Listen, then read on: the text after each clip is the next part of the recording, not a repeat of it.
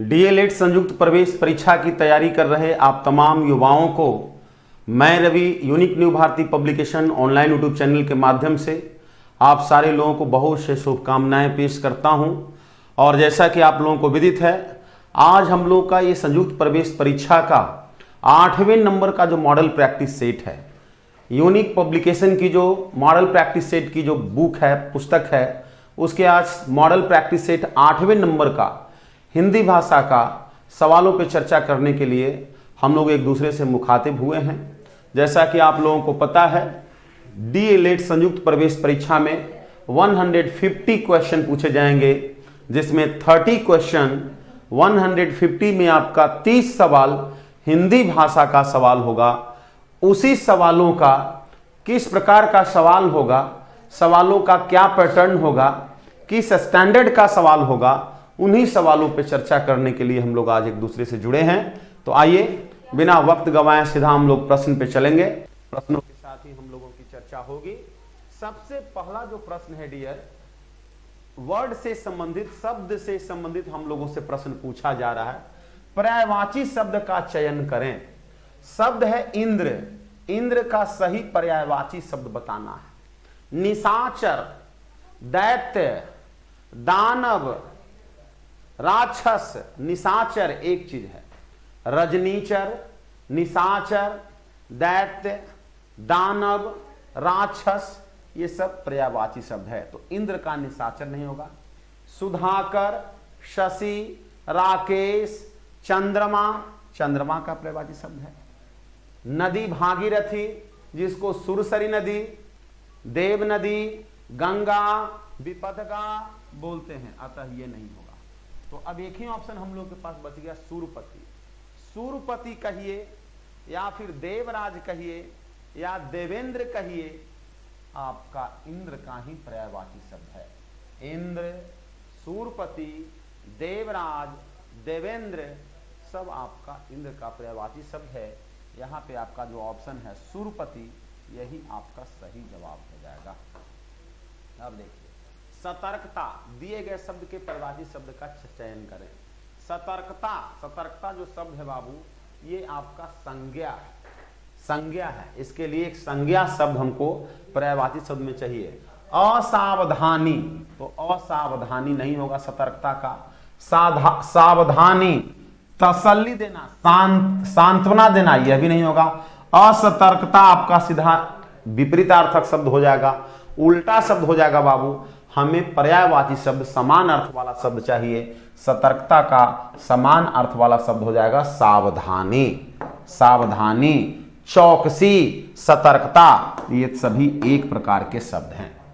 शीर्षक का चयन करते समय, कोई भी पैराग्राफ, किसी भी गद्यांश, किसी भी कहानी का शीर्षक, हेडिंग, टाइटल का सिलेक्शन करते समय अनुच्छेदों का नहीं होगा। अनुच्छेदों में जो अनुच्छेद हैं, जो लेख हैं, उसके अंदर, उसमें निहित भागों और विचारों की परख कर लेनी चाहिए। उसके अंदर कंटेंट्स क्या है, किन बातों पे चर्चा है, उसको देख करके ही किसी भी पैराग्राफ का आप हेडलाइंस का सिलेक्शन कर सकते हैं। तो आपका जो एरर्स है बाबू, जो गलती है, वह है कहां? तो वह है डी नंबर पार्ट में। अनुच्छेदों का नहीं होगा, अनुच्छेदों में निहित भागों और विचारों की परख कर लेनी चाहिए। का के जगह पे में होगा, अर्थात 3 नंबर का जवाब आपका 4 नंबर का विकल्प होगा, चौथा विकल्प होगा। सही वर्तनी वाले शब्द को बताना है। अध्ययन, यहां पे लिखा हुआ अध्ययन, अ ध य संयुक्त य और न, अध्ययन मतलब 2 य होता है, आधा ध। यहां पे देखिए पूरा ध है जो कि गलत है, आधा ध य न सही है। यहां लिखा हुआ बाबू अध्ययन, तो अध्ययन नहीं होगा, तो ये आपका कैंसिल हो गया। अध्ययन, अध्ययन 2 नंबर और 4 नंबर वाला दोनों बिल्कुल एक है, दोनों एक समान है। अब इन दोनों में से किसी को भी आप ऑप्शन बना देंगे। ऐसे स्थिति में जो पहले स्थान पर है, जो पहले है, उसी को जवाब बना लेते हैं, तो बी नंबर आपका जवाब चला जाएगा। सूरदास जी जन्म से अंधे थे। सूरदास जन्म से अंधे, तो जन्म से अंधा के लिए एक शब्द खोजना है। अनेक शब्दों के लिए एक शब्द, एक ऐसा शब्द ढूंढना है जो इस रेखांकित, जो अंडरलाइन किया हुआ जो शब्द का खंड है, इसको प्रतिस्थापित कर दे, इसके जगह पे वो आ जाए और आने के उपरांत अर्थ में कोई अंतर ना आए। तो जन्म से अंधा का होता है जन्मांध, कर्मांध जो अपने कर्म को करने के प्रति अंधा है, धर्मांध जो अपने धर्म के प्रति अंधा है, मदांध जो अपने मद में, अभिमान में अंधा है। जन्मांध का मतलब होता है जो जन्म से अंधा है। जवाब हो जाएगा 4 नंबर, जन्मांध, जो व्यक्ति जन्म से अंधा है। कविता सुनने पर श्रोताओं को तालियों द्वारा कवि का अभिनंदन करने का मौका मिल जाता है, जाती है नहीं होगा, मौका मिल जाता है, पुल्लिंग का भाव है। कविता सुनने पर श्रोताओं को तालियों द्वारा कवि का अभिनंदन, कवि का सम्मान करने का अपॉर्चुनिटी, मौका, अवसर प्राप्त हो जाता है, मिल जाता है। यह लिखना होगा, मिल जाती है नहीं होगा, लिखना होगा मिल जाता है।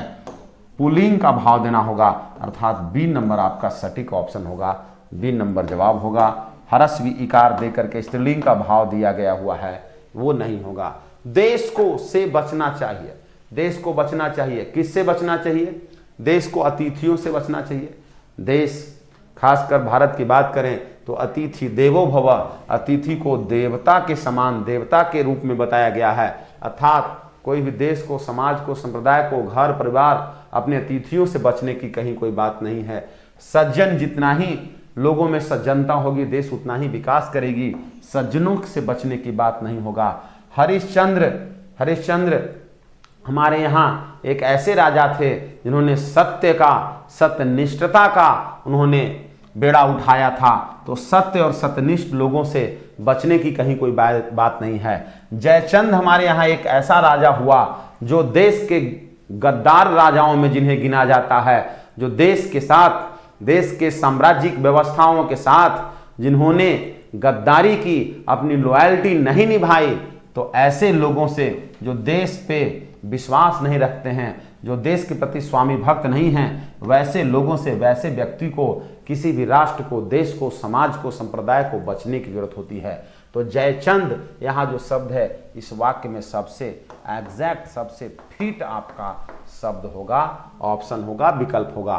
किसी की टोपी घर में छूट गई और किसी की चश्मा गिर गया, पुल्लिंग है, इसके लिए स्त्रीलिंग नहीं। चश्मा गिर गया ये पुल्लिंग है, पुल्लिंग का भाव है, तो पुल्लिंग का भाव यहां देना होगा, पुल्लिंग शब्द है तो चश्मा, किसी का चश्मा गिर गया, आपका कितना नंबर? डी नंबर हो जाएगा, किसी का चश्मा गिर गया। 4 नंबर विकल्प चलाया जाएगा आंसर में। सही वर्तनी वाले शब्द का चयन करें। प्रेम आतुर, प्रेम के लिए आतुर, प्रेम के लिए लालायित, इच्छुक, उसको बोलते हैं प्रेमातुर। तो प्रेमातुर कहां लिखा हुआ है? 1 नंबर में है प्रेमातुर, ये आपका जवाब हो जाएगा प्रेमातुर। प्रेम के लिए आतुर उसको बोलते हैं प्रेमातुर। चलिए नेक्स्ट प्रश्न की ओर चलते हैं, आगे का प्रश्न देखते हैं। नेक्स्ट प्रश्न में देखिए क्या कह रहा है। वैर, वैर का पर्यायवाची शब्द, तो लड़ाई, लड़ाई में फिजिकली तौर पे, शारीरिक तौर पे जब हम लोग एक दूसरे से कोलिजन करते हैं उसको लड़ाई बोलते हैं। विद्रोह, विद्रोह जो होता है वो मानसिक शारीरिक दोनों तौर पे होता है। झगड़ा में भी शारीरिक, फिजिकल जो है से आपका रिलेशन होता है, शारीरिक तौर पे लोग झगड़ता है। और बैर का मतलब होता है जो आपके मन में, जो आपके दिल में किसी के प्रति जो नफरत है, द्वेष है, उसी को बैर बोलते हैं। तो बैर के लिए जो पर्यायवाची शब्द होगा वह होगा विद्वेष, किसी के प्रति नफरत का भाव होना, विद्वेष का भाव होना, उसी को बैर कहते हैं। जवाब आपका 2 नंबर विकल्प होगा। हमें अपने होने पर गर्व है, हमें क्या चीज होने पर गर्व है? तो हमें अपने, यहाँ देश से संबंधित है, किसी भी व्यक्ति को चोर होने से, भिखारी होने पर कोई भी इंसान गर्व नहीं करेगा। हमें अपने भारतीय होने पर गर्व नहीं, भारतीय होने पर गर्व है। हमें अपने भारतीय होने पर गर्व है, हम भारत के नागरिक हैं इसलिए भारतीय हैं। हमें अपनी इस देश की भारतीयता पर, राष्ट्रीयता पर गर्व है। तो यहाँ हमें अपने भारतीय होने पर गर्व है। शब्द भारतीय यहाँ सबसे सटीक शब्द हो जाएगा। भारतीय सैनिकों ने युद्ध में का परिचय दिया। सैनिक का कर्तव्य क्या है? सैनिक का कर्तव्य है वीरता, वीरपूर्ण तरीके से कठिन पूर्ण तरीके से अपने पूरे जोशो खरोश के साथ युद्ध भूमि में, समर भूमि में लड़ना, फाइट करना। तो भारतीय सैनिकों ने युद्ध में कायरता, मिठास और खटास जो 3 गो वर्ड है, इस वाक्य के हिसाब से इसका कोई अभिप्राय नहीं है। भारतीय सैनिकों ने युद्ध में वीरता का परिचय दिया, अपनी जो है कट्टरता का परिचय दिया, अपनी निडरता का परिचय दिया। इस तरह का वर्ड यहां पॉजिटिव वर्ड देना होगा, वीरता का परिचय दिया। नेक्स्ट, जो परिश्रम से मुंह मोड़ता है वह जीवन में पिछड़ जाता है। जो व्यक्ति परिश्रम से पीछे हटता है, परिश्रम करना नहीं चाहता, वह, यहां तब के जगह पे लिखना होगा क्या चीज, वह जीवन में पीछे रह जाता है, वह जीवन में पिछड़ जाता है। अब जीवन में, वे जीवन में, सब जीवन में नहीं होगा। वह कौन, वह जो परिश्रम नहीं करता है वो जीवन में पीछे रह जाता है। जवाब आपका तीसरा नंबर विकल्प सबसे सटीक विकल्प आपका वाक्य के हिसाब से, वाक्य के भाव के हिसाब से आपका होगा। स्वयंसेवकों का प्रधानमंत्री से मिलने गया। स्वयंसेवक जिसे अंग्रेजी में बोलते हैं वॉलंटियर्स, जो अपने मन से कोई काम करना चाहता है। तो स्वयंसेवकों का टुकड़ी सेना की टुकड़ी होती है। हाँ, लोगों का दल होता है, भीड़ होता है, बल भी सैनिकों की होती है। तो यहां देखिए स्वयंसेवक हैं, तो स्वयंसेवकों का एक ग्रुप, एक टीम, एक दल प्रधानमंत्री से मिलने गया। सबसे सटीक जो शब्द होगा इस वाक्य के भाव के अनुसार आपका 1 नंबर का विकल्प जो है सबसे सटीक होगा।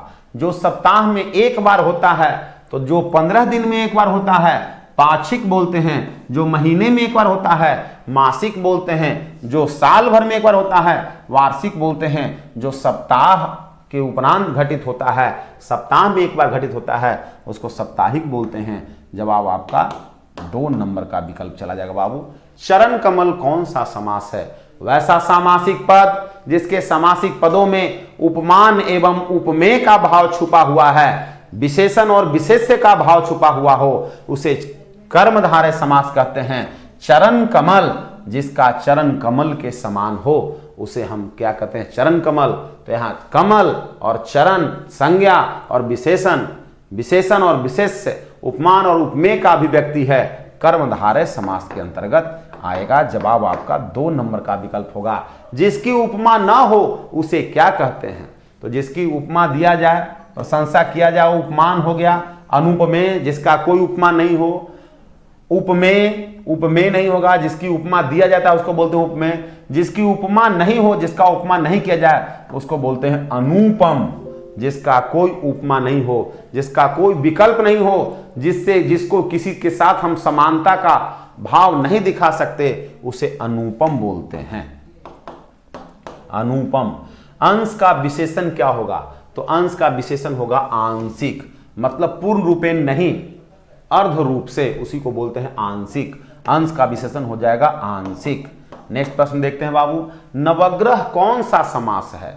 सामासिक पद नवग्रह, नौग्रह वैसे सामासिक पद जिसके प्रथम पद में संख्या का सूचक हो, संख्या की बात हो, उसको क्या कहते हैं? उसे द्विगु समास कहते हैं। तो नवग्रह, नौग्रह प्रथम पद जो है संख्यावाची है, अतः इसे द्विगु समास बोलेंगे, द्विगु समास का उदाहरण कहेंगे। नेक्स्ट कह रहा है बाबू, आप भला तो दुनिया भली में आप कैसा सर्वनाम है? आप भला तो दुनिया भली, मतलब आप जब खुद स्वयं को अच्छा कर लेते हैं तो दुनिया भी आपको अच्छा दिखने लगता है। मतलब आप स्वयं जिस तरीके की एक्टिविटी करेंगे, जैसा आप जिस नजरिए से देखेंगे, वैसा ही दुनिया आपको दिखेगी। आपका अभिप्राय यहां स्वयं से है, खुद से है। जब स्वयं या खुद आप अच्छे हो जाएंगे, दुनिया अच्छी हो जाएगी। तो आपका अभिप्राय स्वयं या खुद से है। स्वयं या खुद जो है निजवाचक सर्वनाम है, जो निजता का, संबंध का, अधिकार का बोध कराता है। निजवाचक सर्वनाम आप यहां है बाबू। कान भरना मुहावरा का क्या अर्थ है? कान भरना मतलब किसी के बारे में, किसी के लिए, किसी को भला बुरा कहना, कुछ शिकायत करना, किसी के बारे में शिकायत करना, किसी इंसान से, किसी व्यक्ति से गलत सलत कुछ बोलना, उसी को बोलते हैं कान भरना। उपदेश देना नहीं होगा, कान में तेल भरना नहीं होगा, मंत्र देना नहीं होगा बाबू, शिकवा शिकायत करना, गिला शिकवा करना, भला बुरा कुछ बोलना, उसी को बोलते हैं कान भरना। कान भरना। मेघ के समान गर्जन करने वाले को क्या कहते हैं? मेघ के समान, जिस तरह से बादल गरजती है उसी तरह गरजने वाला को क्या कहते हैं? मेघ। मेघ का मतलब तो बादल होता है। मेघनाथ, नाथ का मतलब होता है स्वामी, मालिक। जो मेघ का, बादल का जो नाथ हो, स्वामी हो, उसको बोलते हैं मेघनाथ। यहां कह रहा है कि जो बादल का स्वामी हो उसकी बात नहीं कर रहा है, मेघ के तरह गरजने वाला, बोलने वाला, तो यहां हो जाएगा बाबू मेघनाद। मेघ का मतलब हो गया बादल और नाद का मतलब होता है गरजने वाला, बोलने वाला, उतनी तीखी आवाज से प्रहार करने वाला। तो मेघ मीन्स बादल और नाद मीन्स होता है आवाज निकालना, बादल के समान आवाज निकालना, उसको बोलते हैं मेघनाद। तो यहां जो आपका सबसे सटीक जवाब होगा वो होगा मेघनाद, बादल नहीं होगा, मेघनाद होगा। नेक्स्ट है, निम्नलिखित में उभयलिंगी कौन सा शब्द है? तो हवा। हवा जो है बाबू किस प्रकार का शब्द है? हवा चल रही है, स्त्रीलिंग शब्द है। जल मीठा है, पुल्लिंग शब्द है, तो यह आपका स्त्रीलिंग पुल्लिंग हो गया। आत्मा जो है, आत्मा शाश्वत रहते हैं, आत्मा हमेशा रहती है। तो आत्मा जो है बाबू आपका क्या है? उभयलिंगी शब्द है, न स्त्रीलिंग है न पुल्लिंग है। ये एकार सूचक अव्यय से बनाए जाते हैं। महत्व यहाँ जो है सो पुल्लिंग शब्द हो जाएगा, महत्व रखता है। हाँ, दाल भात में मुसलचंद कहावत का सही अर्थ क्या है? दाल भात में मुसलचंद मतलब सब कुछ अच्छा हो रहा है, भला हो रहा है, उसके बीच में कुछ गलतफहमी उत्पन्न हो जाना, कुछ समस्या उत्पन्न हो जाना, सब कुछ सौहार्द वातावरण में दखल उत्पन्न होना। दाल पर चटनी, अतिथि का आना, स्वादिष्ट भोजन नहीं होगा, बिना मतलब का दखल देना, सब कुछ बेहतर चल रहा है, बेहतर हो रहा है, उसके बीच में लफड़ा उत्पन्न कर देना, समस्या उत्पन्न करना, समस्या क्रिएट कर देना, उसको बोलते हैं दाल भात में मुसलचंद। चलिए नेक्स्ट देखते हैं, मुट्ठी गर्म होना मुहावरा का अर्थ क्या होता है? मुट्ठी गर्म होना मतलब होता है पैसा, गलत पैसा का आगमन होना, रिश्वत मिलना, घूस मिलना, इसको बोलते हैं बाबू मुट्ठी गर्म होना। जवाब हो जाएगा रिश्वत मिलना, घूस मिलना, गलत तरीके से पैसा कमाना, उसको बोलते हैं रिश्वत मिलना। ये मुहावरा है, इसका सही अर्थ होगा आपका 2 नंबर विकल्प। शब्द शक्तियों की संख्या क्या है? तो शब्द शक्ति कितने हैं? तो शब्द को शक्ति की दृष्टिकोण से शब्द की 3 शक्तियां हैं, अभिधा, लक्षणा और व्यंजना। तो शब्द की 3 शक्तियां याद रखिएगा, अभिधा, लक्षणा और व्यंजना, ये शब्द की 3 शक्तियां हैं, ये याद करने योग्य है। उपमा अलंकार का उदाहरण है, जिससे हम किसी की उपमा दें, जिससे हम किसी की समानता को बताएं। तो चंद्रमुख, चंद्रमा के जैसा मुख, चंद्रमा के जैसा किसी का मुंह सुंदर हो, उसको बोलते हैं चंद्रमुख। तो यहाँ चंद्रमा और मुख, इन दोनों का हम कंपैरिजन कर रहे हैं, तुलना कर रहे हैं, तो ये हमारा उपमा हो गया। चांदनी, प्रकाश और चांद जो है से ये आपका उपमा अलंकार नहीं होगा। नेक्स्ट प्रश्न है, गीत गोविंद के रचनाकार कौन हैं? तो गीत गोविंद के रचनाकार हैं जयदेव। गीत गोविंद की रचना जयदेव ने की थी। आगे का प्रश्न जो है बाबू, गीतांजलि पर कौन सा पुरस्कार दिया गया? गीतांजलि रविन्द्रनाथ टैगोर के द्वारा लिखी गई एक अनुपम साहित्य है, जिसके लिए साहित्य के क्षेत्र में सबसे पहले भारत में यदि किसी को नोबेल दिया गया तो वो आपको रविन्द्रनाथ टैगोर को नोबेल पुरस्कार दिया गया था। किस चीज के लिए? गीतांजलि के लिए। किन्हें? तो रविन्द्रनाथ टैगोर को। तो गीतांजलि साहित्य का सबसे प्रथम पुरस्कार जो है गीतांजलि है। साहित्य का सबसे प्रथम नोबेल पुरस्कार गीतांजलि को मिला था, रविन्द्रनाथ टैगोर को दिया गया था गीतांजलि की लेखनी के लिए, रचना के लिए। गम शब्द किस भाषा का शब्द है? गम, गम होना, निराशा होना, मन में विद्वेष होना, तो गम शब्द जो है उर्दू भाषा का शब्द है। गम, मुझे गम है, मुझे अफसोस है, मुझे इस बात का गम है कि ऐसा हुआ, तो गम शब्द जो है उर्दू भाषा का शब्द है। तो इस तरह से अभी हम लोग देख पा रहे थे, ये 30 क्वेश्चन आपका 30 सवाल हम लोग देखे डीएलएड संयुक्त प्रवेश परीक्षा में। इसी पैटर्न का, इसी तरह का सवाल पूछे जाते हैं, शब्द से संबंधित शब्दों की जितने भी जो आयाम हैं, चाहे वो संधि हो या फिर आपको समास हो, प्रत्यय हो, उपसर्ग हो, शब्द का भिन्न भिन्न प्रकार का जो भेद हो, तत्सम, तद्भव, देशज, विदेशज, रूढ़, यौगिक, यौगरूढ़ शब्द, फिर उसके बाद विपरीतार्थक शब्द जिसको उल्टा शब्द बोलते हैं, समानार्थक शब्द जिसको पर्यायवाची शब्द बोलते हैं, ये तमाम प्रकार का शब्द से संबंधित प्रश्न पूछे जाते हैं। शब्द की गलतियां पे भी प्रश्न पूछे जाते हैं, कौन सा शब्द सही लिखा हुआ है, कौन सा शब्द गलत लिखा हुआ है, उसकी वर्तनी सही क्या होगा, तो वर्तनी संबंधित भी प्रश्न पूछे जाते हैं। पैसेज पूछ करके पैसेज से जुड़ा हुआ भी आपको क्वेश्चन आंसर भी पूछा जा सकता है। इन तमाम प्रकार का प्रश्न जो है आपको पूछा जाता है डीएलएड संयुक्त प्रवेश परीक्षा में। बाकी किसी प्रकार की समस्या हो, कोई प्रॉब्लम हो, किसी तरह का आपका क्यूरी हो, तो आप हमारे इस हेल्पलाइन नंबर 8434897582 वाली जो नंबर है, इस पे आप बेधड़क बेशक संपर्क कर सकते हैं। आप अपनी समस्या का समाधान रख सकते हैं। जुड़े हुए आप तमाम साथियों को, सभी युवाओं को अपने इस टीम की ओर से बहुत बहुत शुक्रिया, बहुत बहुत धन्यवाद। मिलते हैं अगले दिवस में। धन्यवाद।